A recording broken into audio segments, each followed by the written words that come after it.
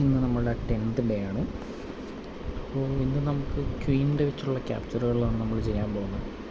അപ്പം നമുക്ക് ആദ്യം നൈറ്റിനെ എടുക്കാം. അതിനുശേഷം ക്വീനിന് ഈ നേരെയും ഡയഗണലായിട്ടും പോകാൻ പറ്റുന്നതുകൊണ്ട് ഇത് വെച്ചിട്ട് നമുക്ക് ഈ റുക്കിനെ എടുക്കാൻ പറ്റും.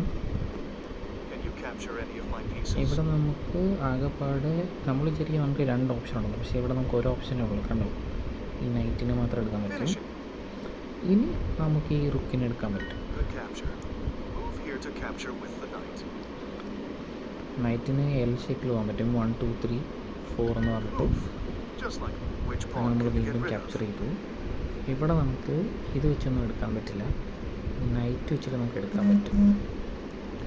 ഓക്കെ, വീണ്ടും ഇവിടെ നമുക്ക് നൈറ്റ് വെച്ചിട്ടാണ് ഓപ്ഷൻ ഉള്ളത്. വീണ്ടും നൈറ്റ് വെച്ച് നമ്മൾ കില്ല് ചെയ്യുന്നു. ഇവിടെ നമുക്ക് ഇത് വെച്ചിട്ട് ബിഷപ്പിനെ എടുക്കാം. ഇനി നമുക്ക് ഇവിടെ നിന്ന് ക്വീനിനെ വെച്ചിട്ട് ഇതിനെ എടുക്കാം. ഇവിടെ നമുക്ക് സിമ്പിളായിട്ട് ഇത് വെച്ചിട്ട് ബിഷപ്പിനെ എടുക്കാൻ പറ്റുന്നതാണ്. അതിനുശേഷം ഇത് വെച്ചിട്ട് എടുക്കാൻ പറ്റുന്നതാണ്. ഇനി ഇവിടെ നിന്ന് നമ്മൾ ആദ്യം നൈറ്റിനെ എടുക്കുന്നു. അതിനുശേഷം ഇവിടെ നിന്ന് ഇതിനെടുത്ത് ഇതിനെ എടുക്കുന്നു. ഇവിടെ നമ്മൾ ആദ്യം ഈ നൈറ്റിനെ കട്ട് ചെയ്യും. അപ്പം ഈ നൈറ്റ് വെച്ചിട്ട് ഇവരുടെ ക്വീനെ നമുക്ക് എടുക്കാൻ പറ്റും.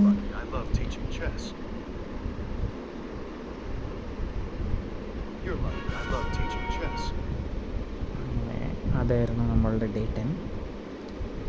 ഭയങ്കര കുഴപ്പമില്ലാത്ത രീതിയിലാണ് നമ്മളിപ്പോൾ പോകേണ്ടത്. നമ്മൾ ഇത് കഴിഞ്ഞിട്ടൊരു മാച്ചൊക്കെ ചെയ്യുമ്പോഴായിരിക്കും നമ്മൾ പഠിച്ചത് എന്താണ് എന്നുള്ളതിനെ പറ്റി നമുക്കൊരു ഐഡിയ കിട്ടുള്ളൂ.